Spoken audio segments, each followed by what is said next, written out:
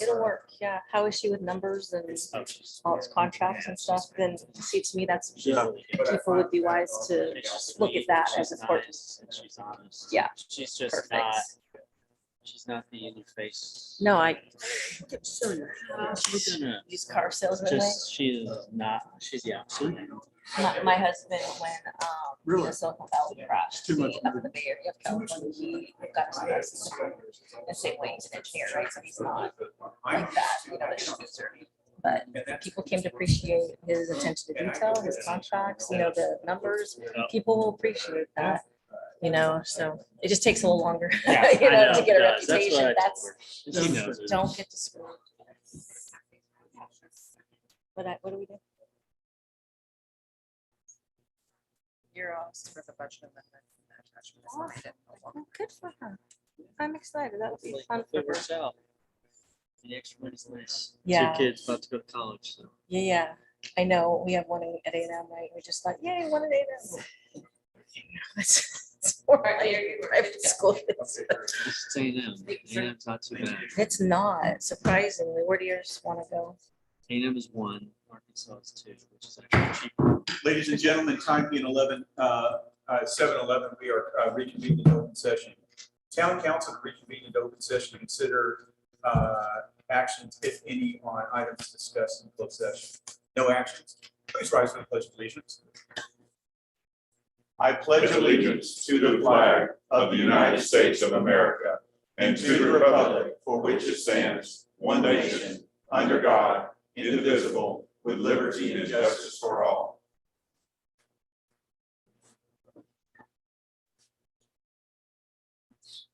Public participation. Kim Cloud. Can you please state your name and address? Kim Cloud, owner of Cloud9 Salon and Spa, and our current address is 7160 Justin Road, Suite 200, Lantana, Texas. It's our little pop-up location. So just to update y'all with what has been happening since we were here last, we finally sold our building in Flower Mound, Texas after 2 years of much to do. And that brought us to we took over the space that used to be the dance studio there in Lantana. So we moved from 8,400 square feet to 4,200. So we are cozy, to say the least, but it's working out well. And to update you on what's happening with our project, as you know, we got approval to move forward with it, had to, of course, wait for the building to sell. We had to go back to drawing because Marty had the opportunity to buy the land and move his coffee shop over there. It benefits both of us a lot. I understand his need for not wanting to pay rent. I don't enjoy paying rent right now either. When you're used to owning the building, that's much preferred, right? And so he has moved forward with that project, which has allowed us to kind of start over. But you remember we had the drive-through and all those things, which we no longer will have. And so it gives us a better use of the space for the salon and for our tenants that are going to be there. So we're looking forward to coming to you with those things. Our request will be put in January. We'll be here for the February meetings. We're very excited. We're looking forward to starting and seeing some dirt move. It feels like it's been such a long process. So I'm excited to be here for that. We asked for an extension because of those delays. And so tonight we're here to get an approval for that. And just Merry Christmas. Thank y'all so much. We're excited to bring not only Cloud9 Salon and Spa, but Cloud9 Charities as well. We've been doing a few little events here in Bartonville that help us to house homeless families that have come upon crisis. We get them moved into a hotel within minutes, hours, and give them a safe opportunity to make a long-term plan. So we look forward to growing Cloud9 Charities in this area as well. Great, Thank so you. much. Appreciate it.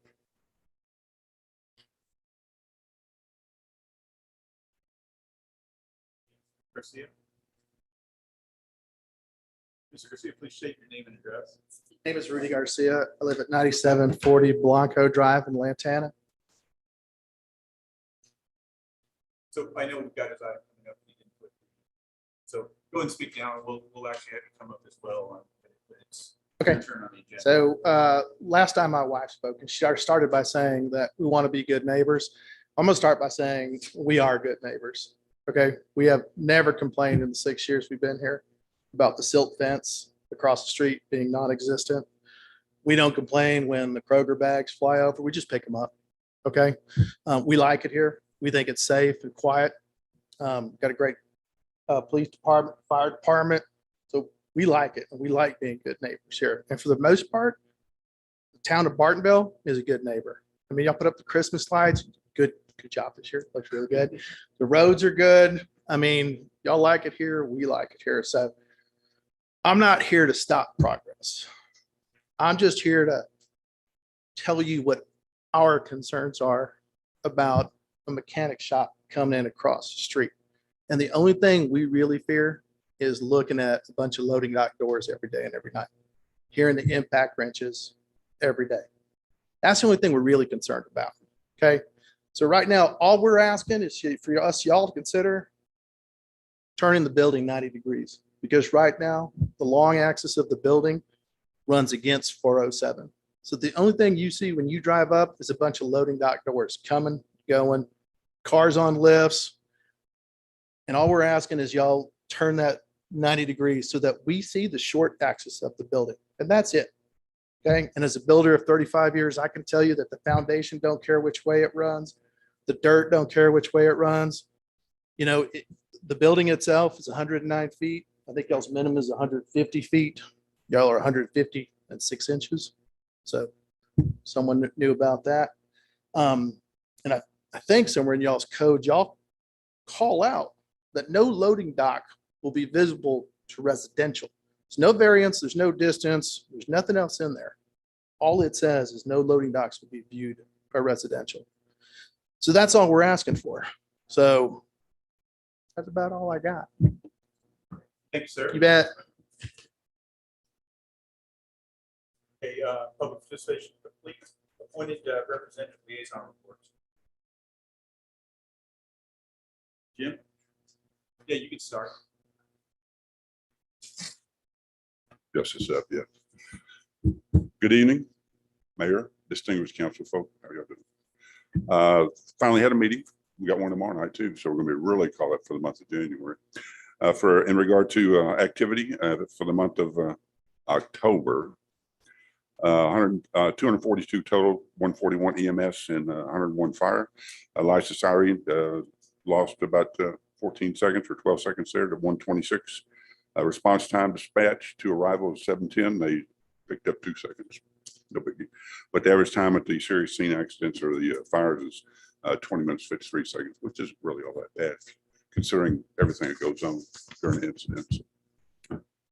For Bartonville, we had 10. If you want to look at our string right there, for the last few months, we've been 19, 25, 16, and 10. Just absolutely amazing. And we're down to only 4 medical calls for the month. So that was an exceptional job. Beneath this, I've listed breakout in regard to the ESD, some of the things they've done in regard to their media calls and some of the responses. You'll note the second one down underneath ESD, County Commissioner attended the last meeting. That's because of that fireman was there. I don't want to go into HIPAA and bring up his name or anything, going to survive. And he looked great, and he's all but back to duty now. He's on desk time, but Captain is doing real good. So thank y'all for this opportunity. And if anything else. Jim, Yes, ma'am. would you like to add, I know we're going to send an email blast, but the ESD is going to do the Santa through all the neighborhoods? Yes, it's down here. The Santa fire truck is down there. I broke it out all together. I just didn't want to prolong the meeting because I know y'all got not an extended agenda, but a busy one tonight.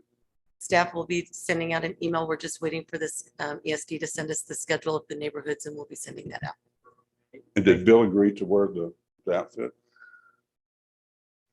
I heard one mayor did last year, so just a hint. Come on, Bill. Thanks, Jim. Thanks. Thank you, Jim. Chief? Mayor, council, staff. So your handy dandy graphs are there in front of you for the month of October. The self-initiated totals there, it should be the first graph you look at with the blue marks on it. 199 total. Majority of those were administrative duties in the office. Then of course, traffic was 58. And then the rest of them kind of trickle down. The next graph you'll have there is the calls for service, which these typically generate reports of some sort. If you see anything in there that stands out, feel free to ask.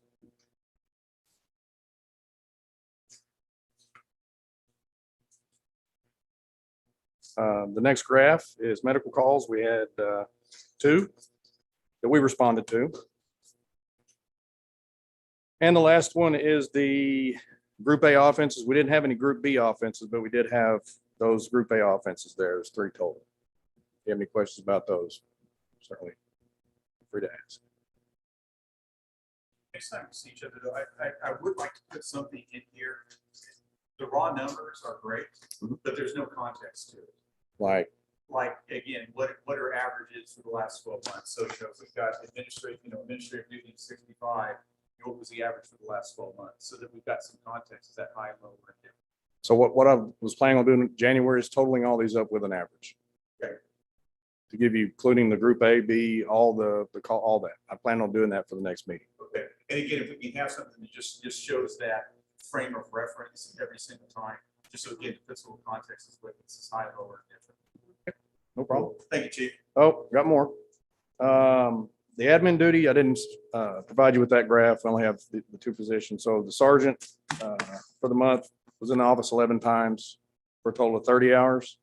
And the officer was in the office 16 times, 31 and a half hours. Crashes, we had 7, 2 of which were with the deer for some reason. Didn't have any injuries other than the deer on any of the crashes that we had. We had a hit and run. I'd like to point out that Flock actually solved that one, our license plate reader. So we were able to track the car down, and our resident was able to get insurance information that way. So Flock reads for the month of October, 542, 449, and then November, 533, 336. So moving on to Blue Santa. As you can see, all these boxes are full of donation or full of the gifts. I'd like to thank everybody that participated in that, especially Tammy and her crew. If anybody in here did, thank you. A good success. So there's over $2,900 in cash and checks donated this time around. $889 came from the Bartonville store event that we were at, held on Thursday, December 9th. And the Bartonville store actually matched 300 of the funds raised that evening. $950 in gift cards were donated, and more than 200 gifts were donated that you see. Waste Connections donated 5 26-inch adult-sized bikes that were requested, and they're in another room, but we got those today. And finally, the Argyle Student Leadership kids, they abbreviate that PALS. They come here every year and help. They're the ones that did this raffle. All the high school kids did. So this room is full. We have pictures of it if you want to see. It's included there. They arrived at town hall this morning and wrapped all the gifts in about an hour and a half. It was interesting. They actually got a tutorial on how to wrap gifts in their class. I think it's a great news story. I got a chance to talk to a couple of them this morning. They're just great kids. And again, it's nice to see youth that wants to do something that you deal with that wants to do something good. They love doing it. They get to eat some pizza and talk amongst themselves, and it's really interesting to see them do it. They didn't make too. One boy, he's like, look, Miss Sutton, and he just held it up. He was so proud of himself. What about the you don't rap as good as my mother, or what was it? No, the one boy's like, oh, so my mom's taught me wrong all these years. And I'm like, no. No, I just showed you a different way. So that's it. Sunday. And thanks for a great event. And I will tell you, Tim House has been nothing but supportive. Dale, appreciate you bringing your truck up to kind of advertise some of those things as well. But it was a great event. The band actually that night donated all of their tips as well. So again, it just they do a phenomenal job supporting us. And then this year we also did this last Saturday. We did bell ringing. I want to thank Councilman Sams and Councilman Carrington, as well as several of the members of the community came out there and basically braved the cold. Friday was a nice day. Saturday, not so much, especially in the shade. But we haven't gotten our final numbers on that. But I'll tell you what, it was interesting because again, there was a lot of contributions made. Um,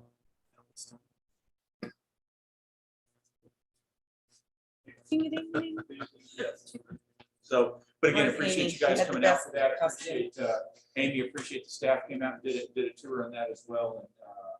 And I think it was a nice community event. We ought to do, continue to do it, going forward. Mayor, I'd like to tell them if they didn't see that, the Amy's outfit, if they gave an award for the best outfit, she by far won it. So it's kind of comical. Did you see that? Good job, Amy. Yeah, we're gonna. We'll post that one on our Facebook. I'm sure there's a video somewhere. Maybe. Okay, interim town administrator, monthly report.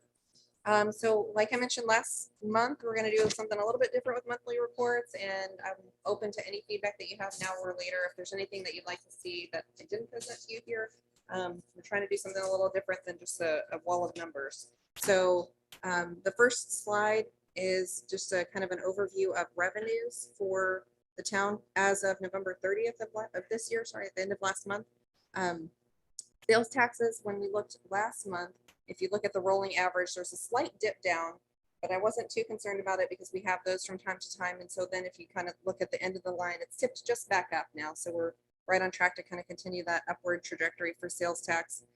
We've collected approximately 24% of what was budgeted for sales tax, which is part of the support for a later item in the budget amendment for an adjustment to sales tax. Property tax, we've collected 7%, which is right on par for this time of year. We're not really collecting a lot of property tax right now. We can go through. I hate to read what's on the slide there specifically, but generally we'd be looking for about 16 to 17% of revenue this time of year as of the end of November. Everything is right at that. We're above that. Permits are on par with budget. The residential permits specifically are well over budget for that specific line item. It's made up for a little bit of other areas where it's slower. I think normally beginning of the spring to summer, a lot more permits are issued for some of the projects that people just don't want to get into going into winter. So I'd imagine that those will pick back up in the spring. Development specific fees are very strong. 60% of what was budgeted had already been collected in the first 2 months of the year, which is also part of support for a budget amendment later in this meeting. Municipal court fines are lower than what we would anticipate for the first 2 months of the year, just based on what was budgeted and historical information. I would imagine that's just simply due to officer vacancies. There are not as many people patrolling, not as many tickets being written, and not as many fines coming in. So there's a slight decrease in that we'll be recommending as well in the budget amendment. Next slide is just kind of an overview of expenditures by department. So that's just kind of showing where you are department by department, and really transfers is not a department so much, but that's just your kind of categories for the budget here. There's administration, police, municipal court, and then all of your transfers. And that's transfers to the Lantana Town Center grant, as well as to your other funds, that capital improvement fund, street fund, that sort of thing. So we'd like to see that around or below, like I said, 16, 17% for this time of year. There's always going to be exceptions for things that are seasonal or one-time payments for expenditures. I have detailed information for administration and police on the following sheets, but I didn't do that for municipal court. You can see there were only $900 of expenditures to date at the end of November. So there's not really a lot of detail to give on that. And then for transfers, most of that is transfers, internal transfers between funds that just hasn't happened yet in the year. The only amount that you see there in expense for transfers so far is for the Lantana Town Center Economic Development Grants. The next two slides are for administration and the police department, specifically for expenditures. In administration, salary and benefits overall is under budget. There are offsetting costs and contracted services for my position, as well as some other contract services. While contracted services doesn't look to be over budget yet at about 85%, 84-85% of expenditures for the year, those are really billed in the month after the fact. So if we were considering that to be only 1 month worth, it would be over budget for that time of year. So again, being reflected in the budget amendment. For police department, salary and benefits also down from what is budgeted, simply due to vacancies. Contracted services is much over the percentage of what we'd expect this time of year, but that's just due to one-time payments early in the year. And maintenance supplies and others are well under budget. Some of that has started to pick up in December, so you'll see that in the next month, like travel and training. I know there's been some of that this month. We've made the purchase for the new ticket writer software, so you'll see some of those things pick up in the December budget report that you'll get in January. Any specific items on anything or any other detail?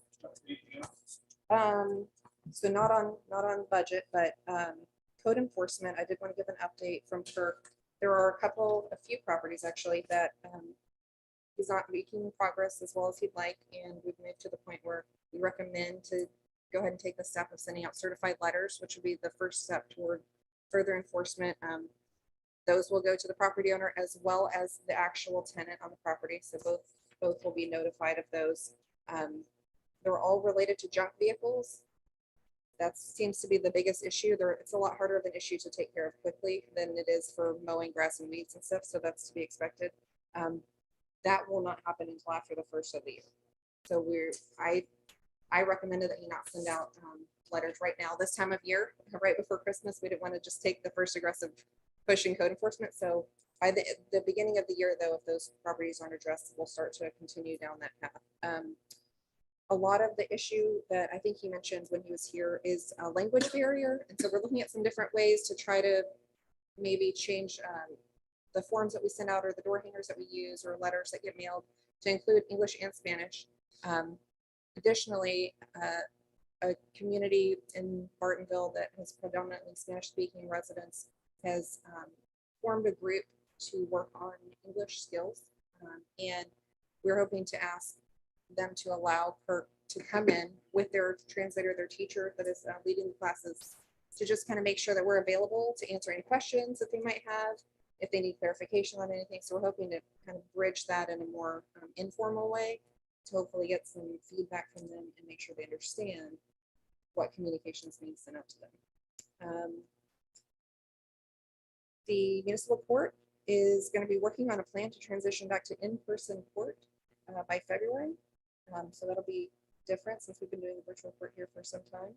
And then I know Chief already mentioned, but just, I don't think anybody has any idea how much work actually goes into the Blue Santa program. And Tammy does about 90%. So just huge thanks to Tammy and all her work on that. I think it'd be good for you guys to pop in behind the scenes sometimes and see her literally crawling around on the floor and, you know, all the chaos that goes along with that. And then she's going to talk to you about the traffic study. I neglected to include it in the agenda packet. There's not a whole lot to say. The annual traffic report that was conducted in October, you have a copy of it. The engineer did add 3 streets this year, so it's on the very last page, streets 25, 26, and 27. So there is no prior data to compare to those streets, but we will be comparing.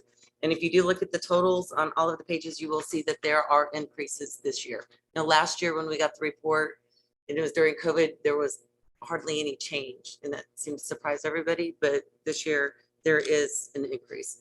This report does go to the town engineer, and we do share it with TxDOT. We do share it with the county. We share it with all of the businesses, with Newquest, with the town center, with all of the people that it would have any information on. So it's stood there for you if you have any questions. I'm not sure what I can answer, but the information's there.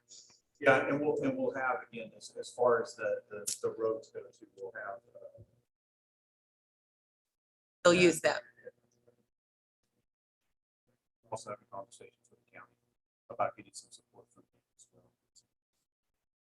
So if I have questions about stop signs, should I wait till the January meeting when we have the town engineer?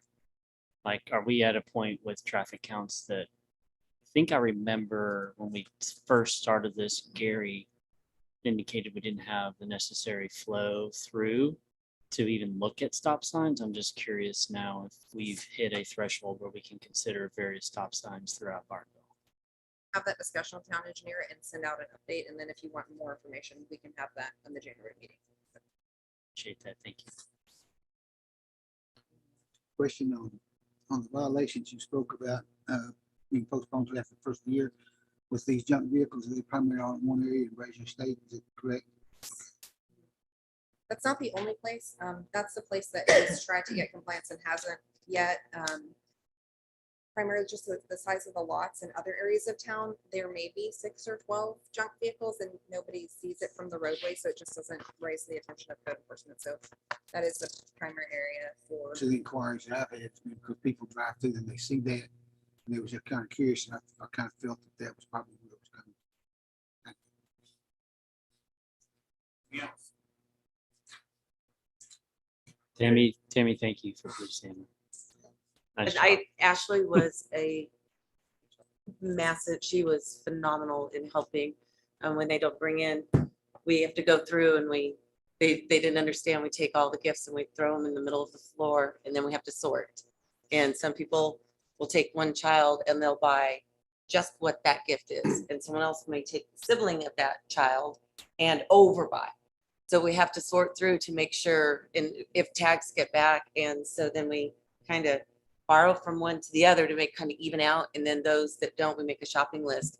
And shopping is not on my top 10. And bless her heart, she just, here's the money, go shopping. And she was glad to do it. So Ashley and I she both just, have a lot of kids, so we're pretty good at like, well, And an this one 8-year-old too. girl or a 12-year-old boy. And I get some of the tags. I'm like, what is this? I have no idea. And they're like, oh, I know what that is. And so they were, Ashley and Corey, she was a big help too. we have So like they 9 were, kids between us, so there's a lot of ages there. it takes a village. So I didn't do it by myself. And so you have to understand how all of this gets set up again. She and Ashley went in, set all the piles of all of the items, tagged them, and then the people come in and wrap them, and then they've got to keep the tags with them, so that all of that is sorted out. So yeah, it is quite the administrative task to keep all of that in control. I should thank Chief too. The day. Thank you very much. So fun. Yes, it was They make things extra. moving the meeting up this week was, we did it though. Consent agenda. This agenda consists of non-controversial or housekeeping items required by law. Items may be approved in a single motion. Items will may be removed from the consent agenda by any council member by making such request prior to the motion and vote on the consent agenda. Item number 1. Consider approval of November 16, 2021 regular meeting minutes. Item number 2. Discuss and consider approval of a performance agreement between Bartonville Community Development and the town of Bartonville for financial assistance for the construction of a turn lane on FM 407 in Hilltop. Council, we have a motion. Second. All in favor? Motion carries. Regular items. First reading of a resolution concerning the approval of a type B economic development project and second amendment and restate performance agreement by Bartonville Community Development Corporation and Cloud9 Management LLC.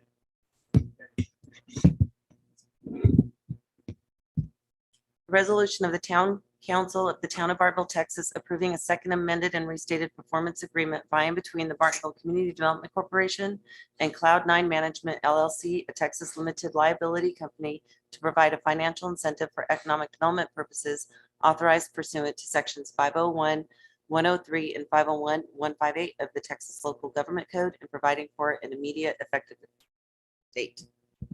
Great, thank you. Item number 4, site plan, Breaks Plus.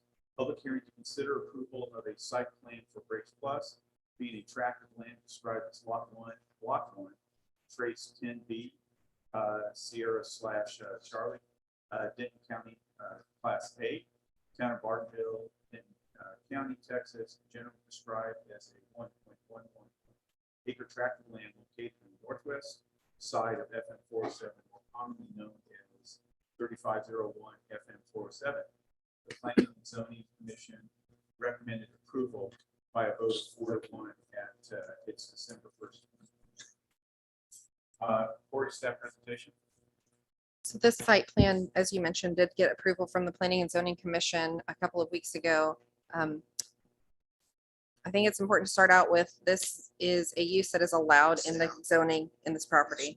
There's no request for a zoning change or a conditional use permit, as it is allowed by right under your current land use table for the town. The comments have all been addressed. Every comment that was made. I think the last outstanding comment was just related to identifying asphalt thickness on the plans, and those were addressed before the Planning and Zoning Commission meeting.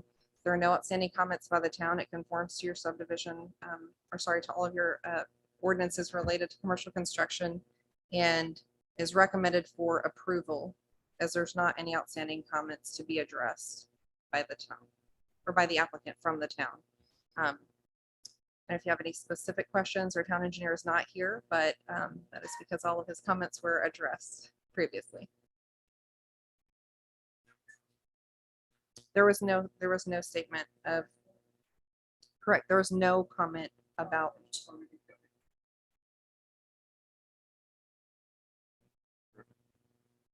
Applicant presentation. Please say your name and address. Name is Dean Cardwell, 6017 Main Street in Frisco, Texas. I'm a representative of Buller Engineering. Just here more or less to stand for questions if you have anything. But yeah, like was said, we believe we comply with zoning code and ordinances here, and we've tried to address all the comments, work with the city, and do what's necessary for the property. Thank you. 7:41, opening this public hearing. Do we have anyone that wants to speak in favor? Do we have anyone that wants to speak opposed? Anything else you want to add? Okay, absolutely. I know that somebody had mentioned that all the questions had been answered. Oh, it's Rudy Garcia again, 9740 Blanco Drive in Lantana. Okay. Just want to bring up a couple things. Maybe the questions weren't asked. So y'all also called for your exposed light fixtures outside of the building to be shielded. Right now, you're putting 3 wall packs on the back side of the building and they're not shielded. You can see that on their plan. They give an example of those lights. None of the light poles, the heads are shielded. Last meeting of December 1st, they mentioned that their grease was collected and held for stores to be collected later. That's only a half truth. They're also putting a grease trap into the parking lot, and that grease trap is attached to your sewer system. I'm the first person down the house that sees that. So if it's not maintained properly, they will be introducing grease into the sewer. You also call for some screening. Right now, the landscape screening between my house and theirs is azaleas. Azaleas only get to about 4 feet. So you can see that the building's quite large and those 10-foot loading dock bays won't be covered up by those azaleas. So again, I'm just asking y'all to have consideration. I know it's inside of what you wanted. Y'all can do by right. But maybe a little bit more consideration on the design of the building and the placement of the building. And if you look at the buildings that are coming back towards y'all, they're all stacked like that. They're sitting proud of Shellman's and the retail right now. They're all towards 407 and they're just stacked tight. A little trick the brokers use, turn them so they can get more in on a deep lot. They'll drive down on 407 by the Walgreens. Just Tires does the same thing. You get stuck at that light and all you see is cars. So I know you can do it. I don't know if you want to do it. And that's it. Great, thank you. Do anyone else want to speak opposed? Okay, time being 7:43, we close this public hearing comment. Council deliberations. If you don't mind, I just want to add, there are some different requirements and restrictions that the town has on areas that are not part of the Lantana Town Center. It's just a very different property in everything within the Lantana Town Center. There are different development standards. The town's ordinances regarding landscaping and things don't necessarily apply. So if this were going in a different location, there would be different comments and things to address. Or no, I mean, even in a different commercial center, because of the various agreement and ordinances related to specifically the Lantana Town Center and the town. So as far as what can be, we are required to approve a site plan, but they are approving the architectural standards and that sort of thing. So they've already received those approvals by the Architectural Review Committee. It's also, that property is part of the Commercial Properties Owners Association. All of those properties are. So there's additional levels of oversight for ongoing aesthetic issues and that sort of thing that can be addressed directly through the Property Owners Association and hopefully wouldn't even rise to the level of the town. They've been very cooperative with us lately. Anything that we've addressed with them, they've been working on with their owners or with their tenants rather. If there's any other questions, I can try to answer them for you. I had one, Corey. Possibly. Comment was made that we could potentially be at odds with an ordinance on having loading dock doors facing 407. Do we have any issue on that? A bay and an automotive, a minor automotive repair is not the same as a loading dock. That would be, I think, I can see to it, but more along the lines of behind a grocery store, you have an actual loading dock, or at a warehouse, you have a loading dock for large trucks to pull in. That's not the same as a bay. And you're not. So you've had.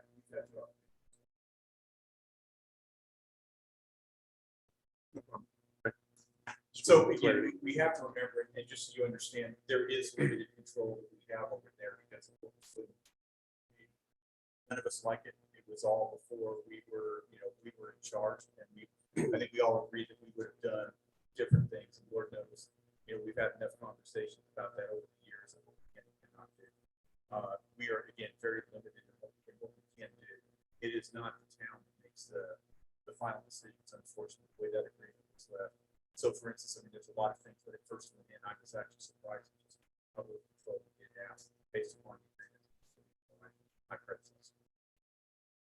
There's not any different type of material used on the facade of this building that is going to be a huge deviation from what you see there. It's going to fit in within the development. That's just their own standards internally. So there's not, I think, concern that the next building that goes in will look vastly different. You're going to get about what you're used to seeing here. And the group that controls all of this.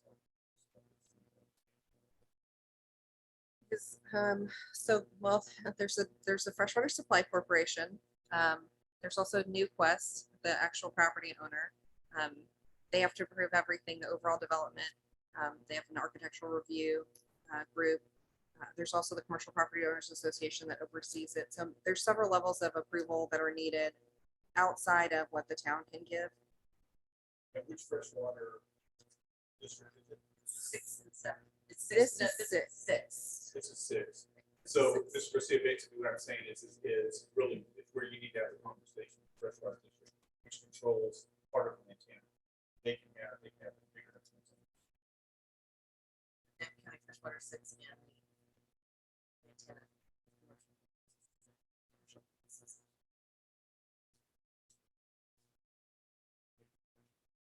So this conforms with everything in our, They addressed every comment that was provided from the reviews. So there were several things that they did address. I can't remember how many for the first review, the first round of comments were, but like I said, the last comment that was outstanding was just one minor comment. That's when I came in about that point.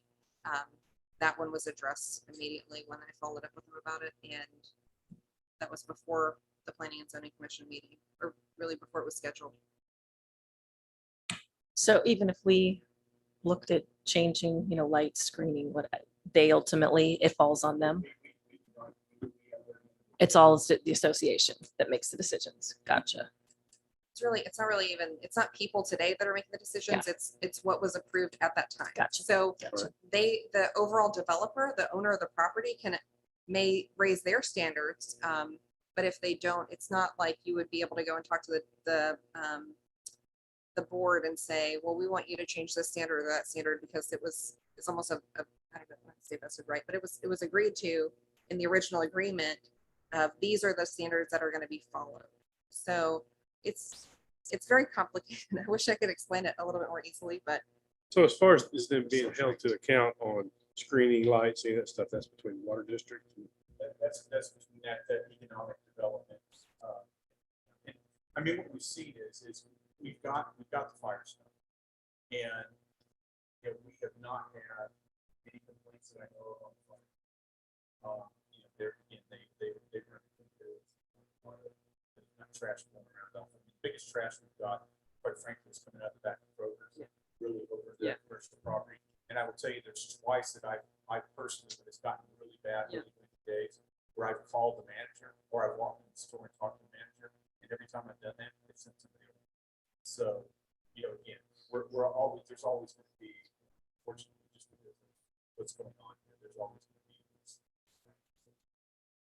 I would imagine though too that were we to just have a conversation with them about changing maybe a little bit of screening on the lights, that there is possibility that they may still do that without you requiring that, to just make sure that there's not any, and they have no interest in glaring lights into a subdivision to bother neighbors either.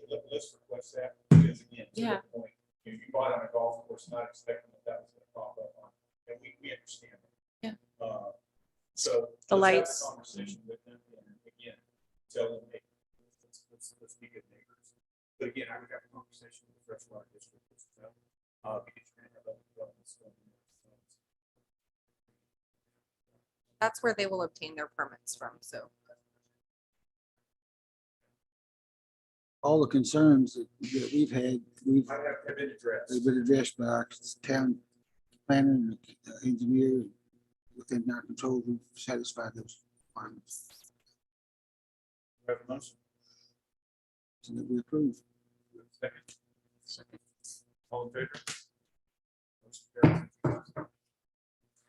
Item number 5, a second reading of a resolution concerning the approval of the Type B economic development project, and second amended and restated performance agreement by and between Bartonville Community Development Corporation and Cloud9 Management LLC.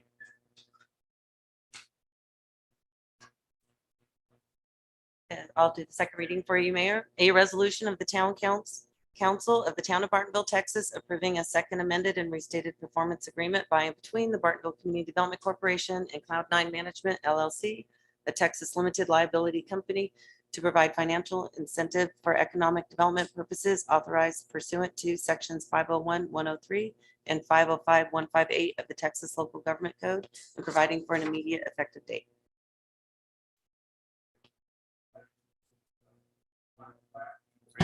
Discuss and consider approval.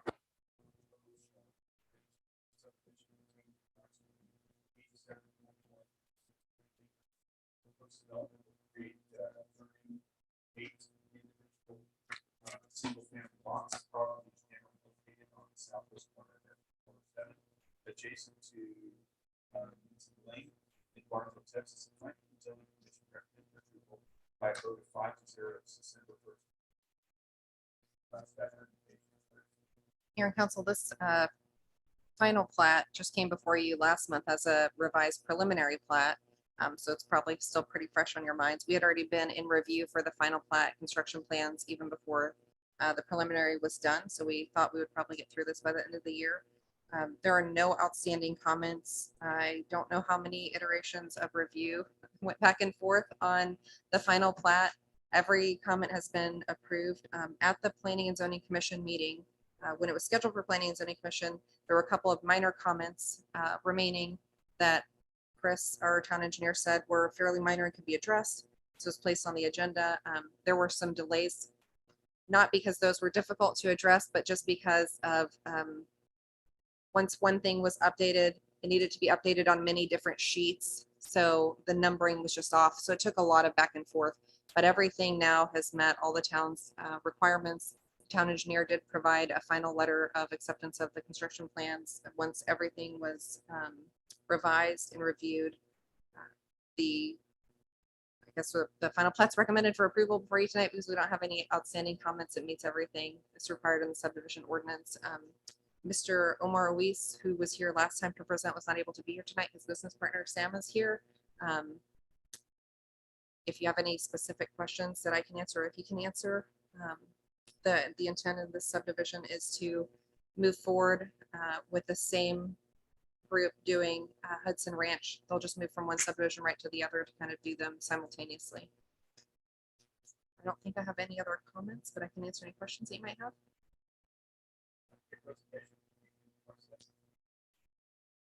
The question, what do you expect to be the prices of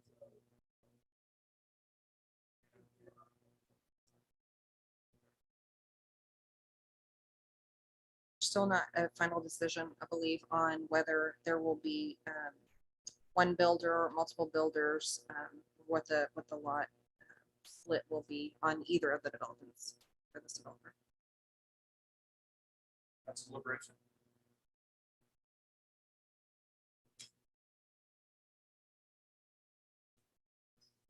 I'll make a motion to accept the final plan on Eagle Ridge. Second.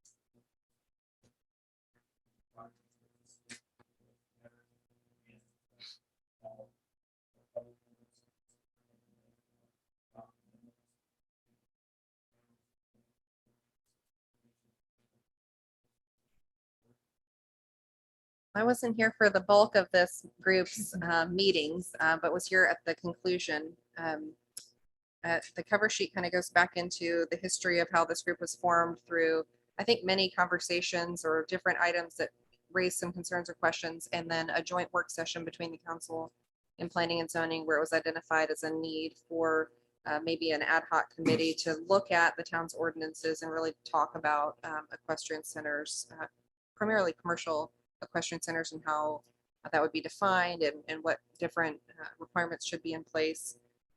So there were some people on the Planning and Zoning Commission and the council that had indicated interest in participating in that committee, and the council formally created the ad hoc committee, which then started meeting with staff and the town attorney to work on some recommendations for draft changes to the existing ordinance. So this was a many months long process of going back and forth and, you know, maybe having an idea and then realizing, well, that's just complicating things too much. So we need to just be more concise and clear. I think a big part of the process was looking at the various CUPs that had been granted related to equestrian centers to see what were the requirements that were put on typically on any of those that came forward, to make sure that those could be consolidated into more of a uniform set of policies related to equestrian centers. So I think that's all I have. Really, what's in the packet is a red line version of everything we looked at. What we suggesting some changes, and even some things where we're suggesting no changes. So it's a rough draft that will prove it for moving forward on public hearings. We can turn into an ordinance. It's going to be discussed at those public hearings at P&Z and here. Recommending the calling for public hearings at the January council and P&Z meetings. I would be able to publish that and send it to the paper tomorrow in order to meet those deadlines. If you want to have those public hearings, that doesn't mean that you're committing to what's in your packet tonight, because you're certainly welcome to make changes or change your mind on things, especially based on feedback received at public hearings on those issues. If you have various comments provided to you that make you think about or question something, there may be some good feedback for you to consider, and then we would revise anything to your liking before asking you to act on an ordinance. I have a question on clarification on the meaning of, on the zoning district notes, it states that any building or structure for raising, feeding, housing of equine animals, farm animals, or livestock shall be located no closer than 50 foot from the property line. Now, this talks about the areas and structures. And if you look back over, you flip over, you look at 21A.2 on A, it talks about accessory buildings must comply with chapter 19 requirements. I wasn't able to find 19 requirements, but it says that equestrian areas and accessory buildings shall not be located within 75 feet of any adjacent property line.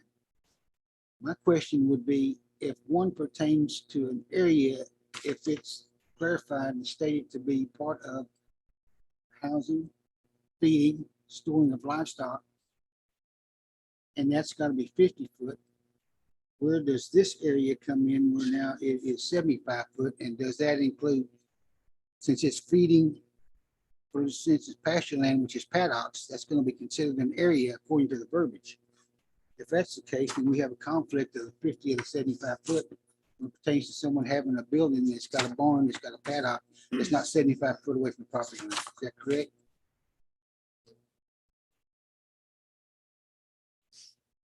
B Is that what he's? on 21A.2B and 21A3. Versus a 50, yeah. So it says areas, there again, that word area, it depends on what it means, but it says areas designated for trailer and recreational vehicles parking shall be screened from view from the adjacent residential property and from the public right of way. That's considered an area. So is that again 50 foot or is it 75 foot? And if so, does either one of those require a screening of the vehicles? Definitely could use some clarification. I'm thinking, I remember on 21A2C about That's outside storage. that being 75, right? That being 75 feet specifically. I don't remember the intent on B, on, Oh, the B, yeah. it could simply just be that that was something that was got to later, and after discussing it more and more and more, the distance recommendation changed from 50 to 75. See, then on 21AB, it says equestrian areas. It's talking about the areas and accessory buildings shall not be located within 75 foot of any adjacent property line. That's under accessory buildings, so I think that there's just Just maybe a a missing barn. word there. An accessory area, or sorry. Well, I think the goal, the focus there was accessory buildings. So My confusion would be what the word area means, because that could also include paddocks. If that's the- Defined? If that's the case, then that paddock would have to be 75 foot away from the adjacent property line. And that could be 2 or 3 acres of land moved, lost to just wide open spaces that couldn't be considered grazing for paddocks.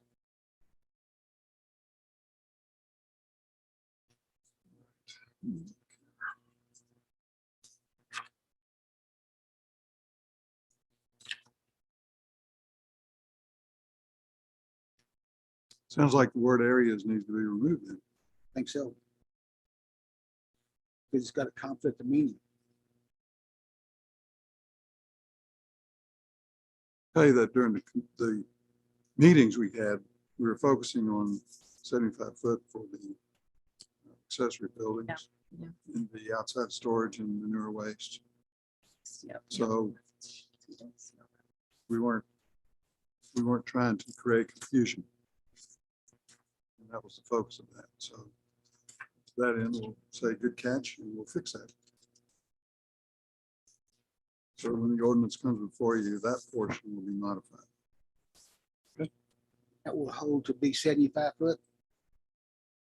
Only on the accessory building. Right. That was the recommendation. And the of outside committee, that The outside storage and accessory buildings, I guess, both. Not areas.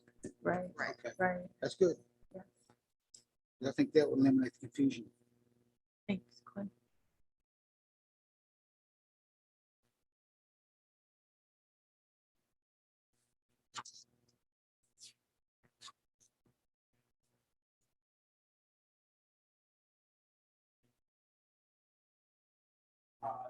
But we need to move to approve. You want to approve, do you want to call for public hearings? We didn't assume that you want to have public hearings. We wanted to let you discuss it, look at the ordinance and see if you would like to call for public hearings. I think we've had enough dialogue about equestrian over the years that it probably warrants a public hearing. I think so. Again, one of the things I would like to see is if there's any public communication. So 50 feet is pretty dang close to some property. And see if there's concern. Great. Yep. Hearings. So I'll you need me to make, I'll make a motion to call for a public hearing on the January date and both January dates to consider the amendment to the town zoning ordinance related to equestrian centers. Second.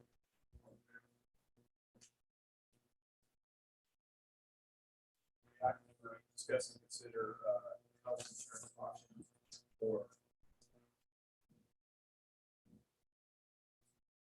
It's a fairly quick conversation. If you have any specific questions, we can talk about it, or I can talk to you about it offline. Currently, the town provides health insurance and benefits for town employees only and doesn't contribute in any way to dependent health.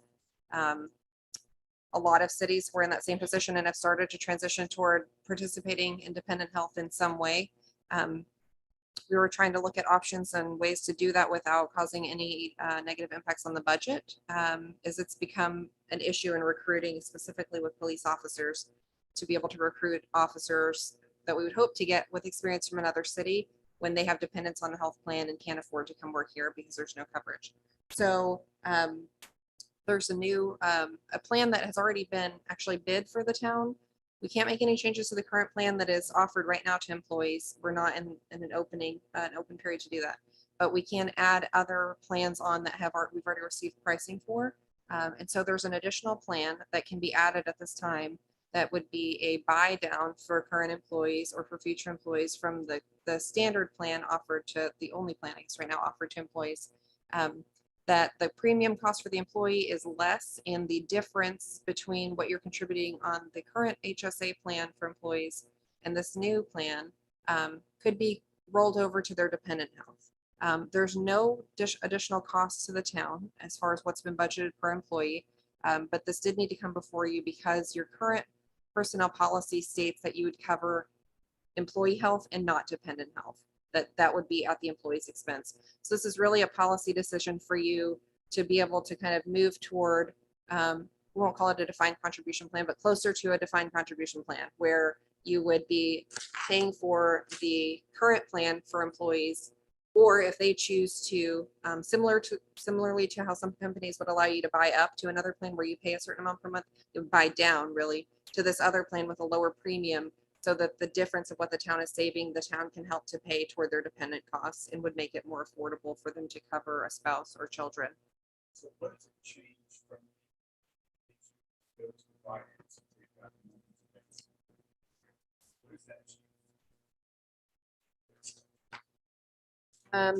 that? It's just a different type of plan. It's actually a pretty good plan. Currently, you have a high deductible plan. It's an HSA, and the town contributes some money into an HSA to help fund that difference in the high deductible plan.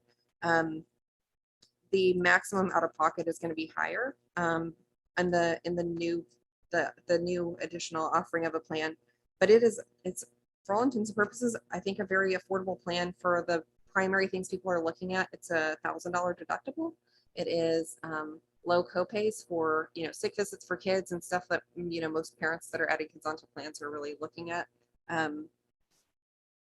And it would be fairly affordable in the range of, under $200 per check compared to right now, which is $500 per check for the same coverage. So it's a significant cost savings for the employee to be able to add dependent. And it's not really savings. It's just a matter of right now, nobody's doing it. It's not affordable.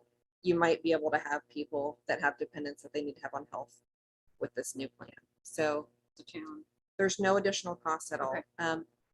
Current employees wouldn't be eligible to switch to the plan unless they had a qualifying event or an open enrollment next year.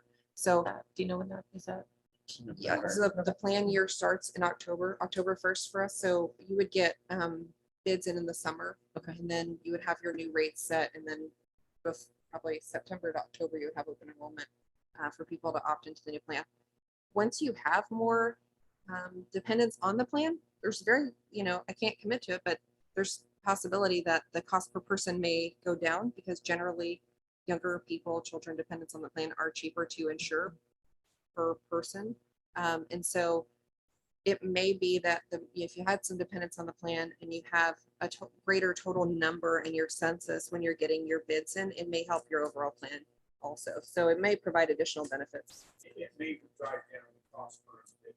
Right. Overall cost of the entire insurance. Well, yes, but you're not. Again, I just want to make sure that we're understanding. Again, if you bring in younger people, absolutely, the cost per individual goes down across the town. We need to relook at this in its totality and what the cost looks like and what we think is affordable. We want to set as a standard going forward. And we're not a self-insured pool. No. So You're not going to add more people to an insurance plan and have the cost of insurance.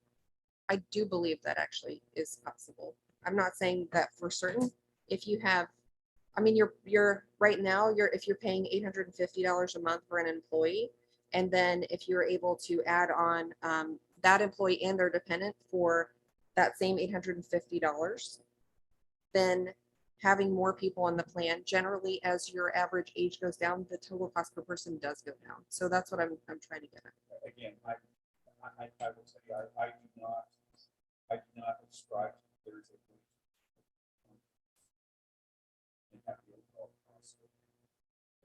maybe the cost per individual. We allow the flexibility to our staff. I think that's absolutely. Look at that, we don't decide exactly how do we want to structure this and what type of liabilities create the town. Some of the things we can do set dollar limits around it.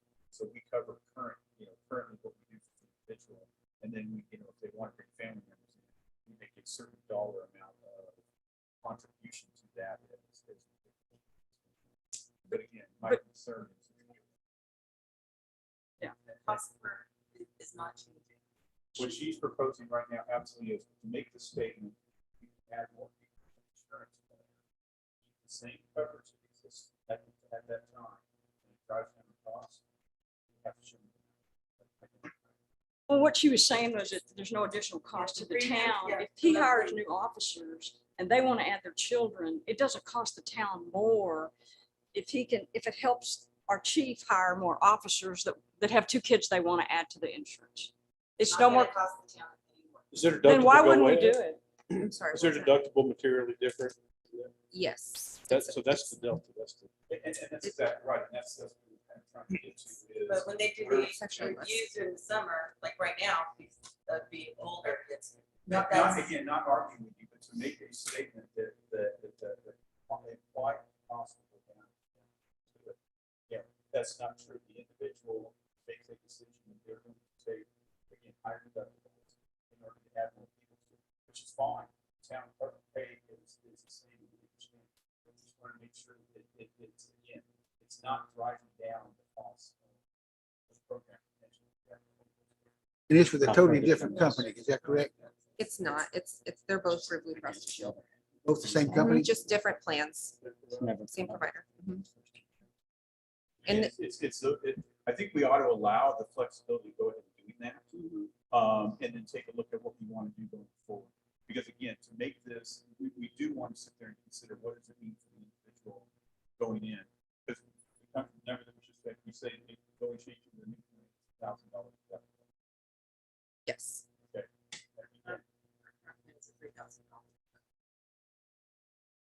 Do you think that would help? Yeah, I was gonna say from a Hire recruiting officers? perspective, Yeah. yeah, I get it.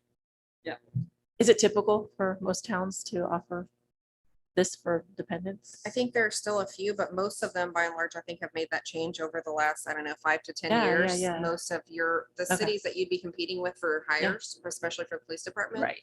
have all, I Yeah. think all, if not most. Well, we need have to made stay that relevant, because we do have As positions long as it open. doesn't cost the town any more money and it's something that the chief, we can all use to get more employees to come on board, Absolutely. then I think that's an avenue we need to pursue. But I would want to see black and white, the fact that that's not going to cost us any more money. Well, again, if we authorize to do it where our cost does not change. Yeah. Okay. But again, I still think we need to spend more time on this before we do the next plan and decide what it is we want to do. Because quite frankly, we may want to contribute more money going forward. Because the next question is, again, now we're making the blanket statement of insurance, yes or no, but we need to get into the Specifics. quality of insurance. Small pool. But can we just approve it and then get into, We can Yeah. absolutely approve this, because again, I think we all would sit there and say, the individual now has more flexibility. right. The cost of the Yeah, town does not absolutely. change. So we're all. Yeah. Absolutely. And then discuss. And then next evaluate year next have further Yeah. research. How many- That happens in late spring, early summer. Sometimes you don't have the rates in when you're really starting to work on budget, but it's around that same time period every year. Right now, you can't make any changes anyway.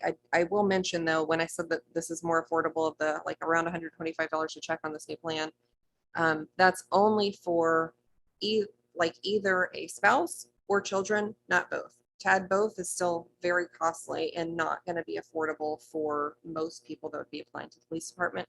So that's something that can be addressed with Wellspring, your insurance broker. It's actually Hub now, with the broker to look at different options and see how things can maybe be structured differently. And then that's a conversation that you can have on what you are interested in contributing and on a case by case basis, not on a case by case basis, but like on a specific level of, on this plan, we would be willing to pay this much toward dependent health for family versus just one or the other. So we can approve That's a further conversation. something now for new hires and then reevaluate maybe closer to open enrollment for the rest of them on a different plan or And I think we need to do more research about what, again, what Yeah. the surrounding communities are doing and get, come into this with a bit more flex. This allows maximum flexibility right now, with no additional costs for the following year. But-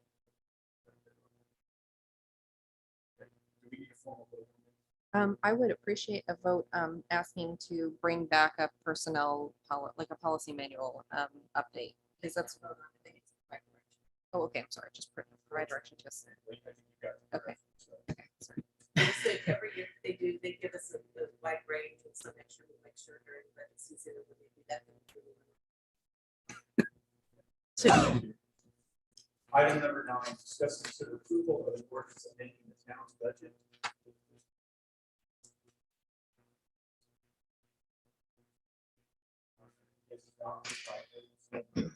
Seven one five 21, providing for adjustments to capital. Okay, so a lot of these items actually mentioned during the monthly budget report, but I'll go through. So just to explain the backup document to your ordinance, the highlighted column, the column highlighted in yellow is what we're proposing to make a change to. So just immediately to the left of that is your current budget for each of the line items. Only the accounts that we're recommending changes to tonight are included here. So you would have the current budgeted amount, what we're recommending in the new proposed budget amendment, and then the final column is the delta between those two. So for the first section is general fund revenues. The biggest changes there are an amendment to sales tax revenue to increase the amount proposed. The budgeted amount for sales tax was $500,000 in the approved budget. However, last year you collected around $650,000 in sales taxes. There hasn't been a significant increase, although there has been an increase, not a huge increase in this year's sales tax collected over last year. So I wanted to be pretty conservative with the estimate there and actually budgeted still a little bit less than last year. I believe that you will get more sales tax this year than last year, but I just didn't want to overestimate on revenues. The other major change to revenue is the addition of construction inspection fees. The $824,500 has already been collected to date. That is for your 3 subdivisions that are approved: Trifecta Estates, Hudson Ranch, and Eagle Ridge. All paid 3.5% of their construction costs to the town.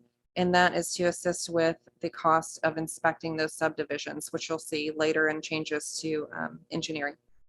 So the town engineer, Teagnall and Perkins, it's actually Ed Helton, not Chris Harkey, but the same firm that is doing all of the inspections for the paving, the drainage, and all of the town infrastructure, even grading, the stormwater pollution prevention practices, all the various inspections, he's doing that. So moving on to the general fund expenditures, the major change there, what looks like a big change, but is not really a significant change, is previously there were separate line items for like a separate account for administrator and town secretary and administrative assistant, and it continued on to the police department for the chief and sergeant, but then the officer salaries were pulled together, and I wasn't really sure why that was the case. If you, as a council, want to approve the salaries of all the positions, you certainly can do that. It makes it administratively difficult when there are separate line items in the budget. So you can approve them in a separate document, but I'm recommending to move all of it into one new account that's salaries. It allows a little bit more flexibility there, especially as you make changes throughout the year. So the new amended salaries total is including the additional position that you approved a couple meetings back for the new, actually the creation of the deputy town secretary position and then the backfilling of the other position. So that total is included in there.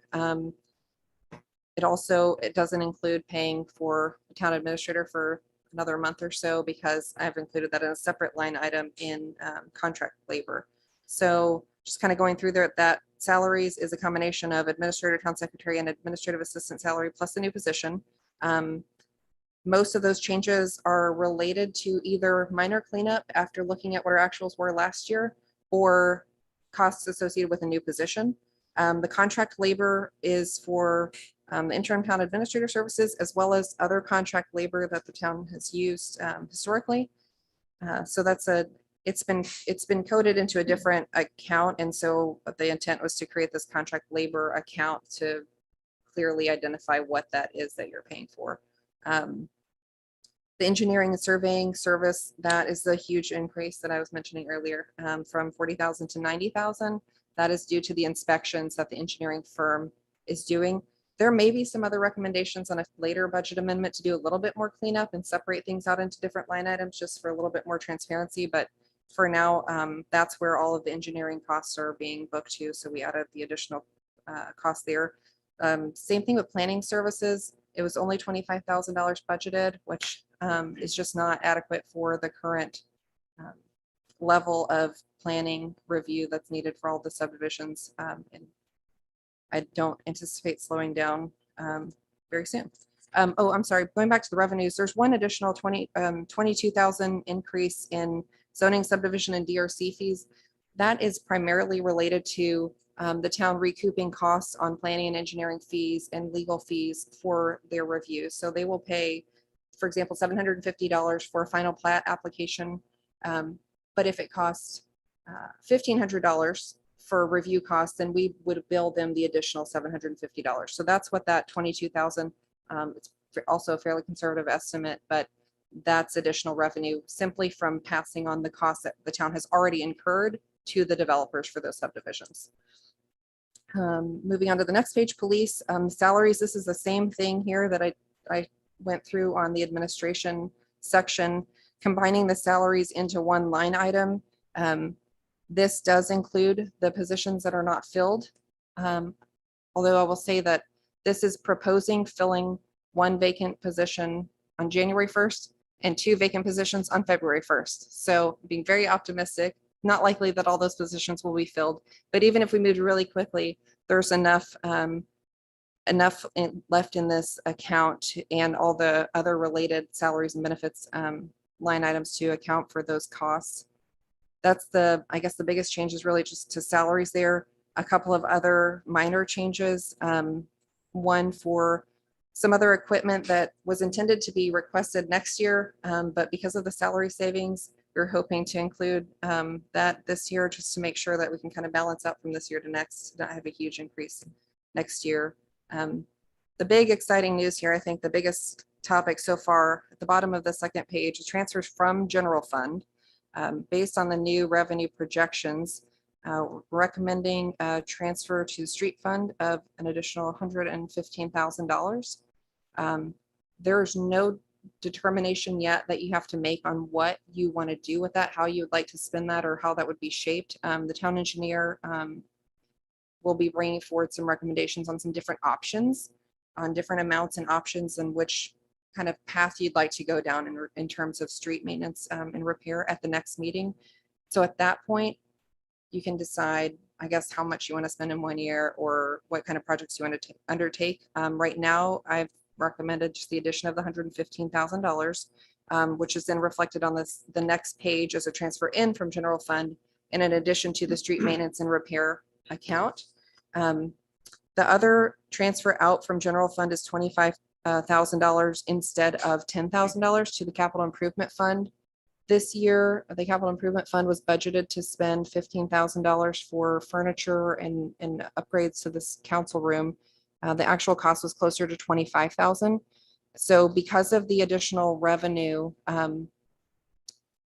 recognized, recommending you go ahead and transfer all of that back to the capital improvement fund to help replenish that fund, since it was intended to spend $15,000 out of that fund and only transfer in $10,000. But because of the extra revenue and I think the desire to help replenish that fund to account for future purchases, I'm recommending a transfer back of the entire amount that was expended this year. So that's kind of the high level walkthrough of everything that's included here. If there's anything specifically that you don't agree with or you want to discuss further, you can also approve a budget amendment with changes to this. You don't have to do all or nothing on it. If there's anything specific you want more information on before you approve or anything. So real quick comment on the streets too. So Randy and I did a drive around, just kind of taking a look at the streets and get a better feel for it. And lot of misconceptions on what was available. What we basically described was the town engineer, look, you've got the ability to come with any proposal. We also went and looked at that area where we did the test of the 3 surfaces. When you look at it, the surface with no mat underneath it, there's big, huge crevices, and right when it hits the map, it basically stops. So again, we proved it's there. So people are going to see is, and Randy, thank you very much for all the time you're putting into that.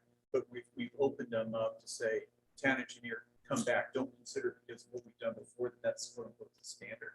You know, come back with what your recommendations are. I think what we're going to find is we're going to need a bit more funding for this. And so moving that money in there kind of gives us a little bit more flexibility. But right now it's just putting it there and there's still not any major changes. So right now, all that's really been authorized was at the contract, at the meeting when the contract was approved, the $100,000. So there's not going to be a major change in the direction on the road maintenance without coming to talk to you, and you'll get to make that decision at the next meeting.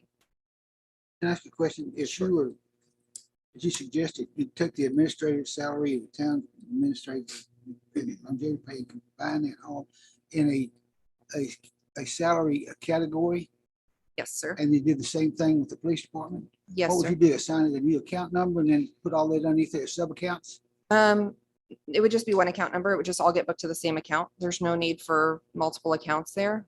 Still be broken out for, as they are now, would it not? I mean, so you could determine where, instead of just seeing one big number laying there for 187,000, it wouldn't be broken out in different categories such as it is now in subcategory? And it can be broken out for you to approve it once a year with the budget if you would like for it to be.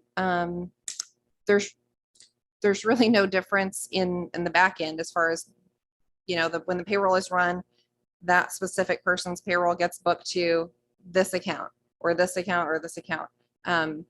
It's easier practically to have one amount for salaries rather than individual. All of our salaries, it's a contract, but all salaries really for employees are public record. Anybody can request them at any time. So there's no secret salaries here.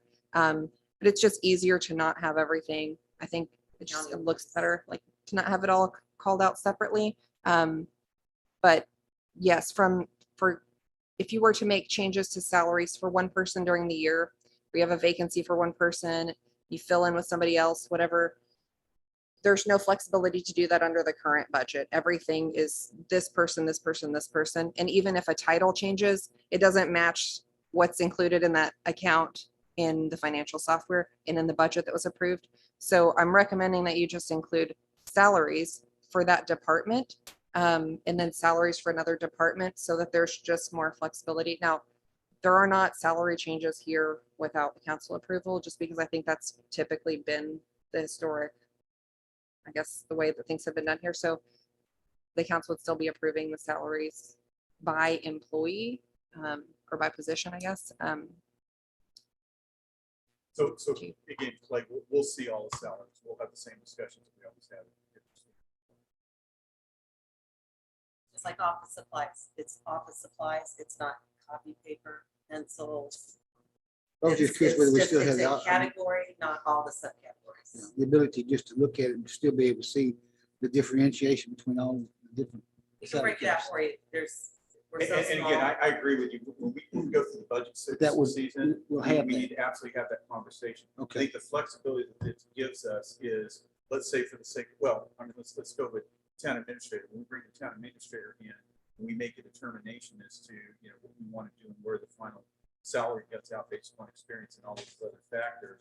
We've got the budget in there. There's a flexibility to move up and down without us then having to amend the budget as well as making that final decision. Same.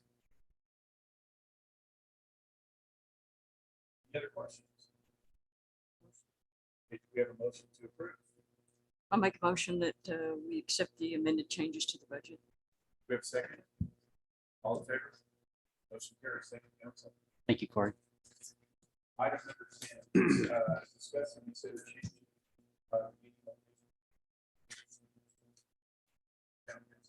Make a motion that we change. Oh, Bill's house? Second. Progress. This item is on the agenda from from last month, then county came, requested to use this meeting for the March primaries.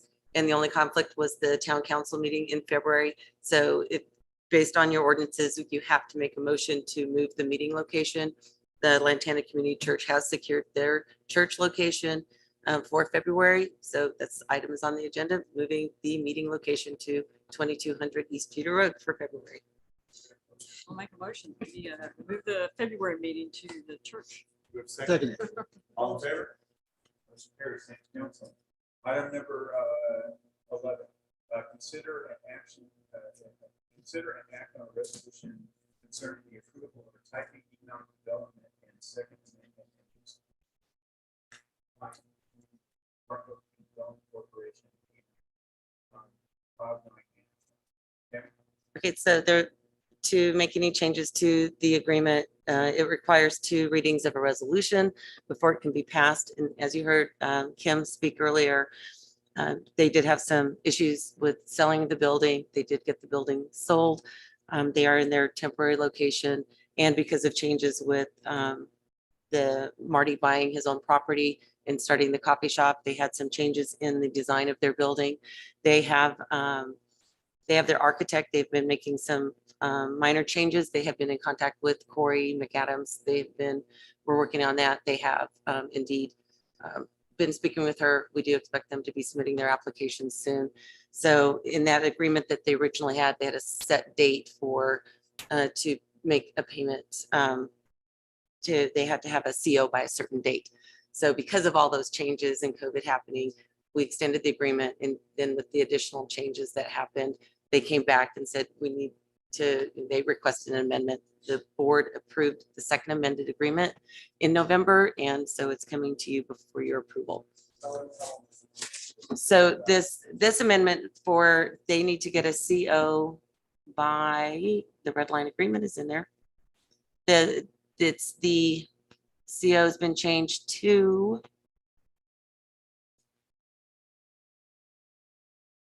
let me find it. I'm so sorry. December. March. They're hoping to get their CO December, January, but I think it's in 2023 that they have to have their CO by. We extended it 1 year out from what the first amended agreement was. So it's April. So 1st. they shouldn't have to come back to us again. This should cover it. Find that date. Do we have a motion? Move to approve resolution concerning the approval of a type B economic development project, the second amended and restated performance agreement by and between the Bartonville Community Development Corporation and Cloud9 Management LLC. I'll second. All in favor? Motion carries. Thank you, council. Time being 10:30, 8:33.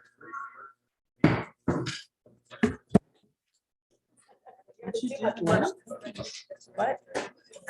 Oh, you have future agenda items? My daughter does the same thing. No future agenda items. You murdered him.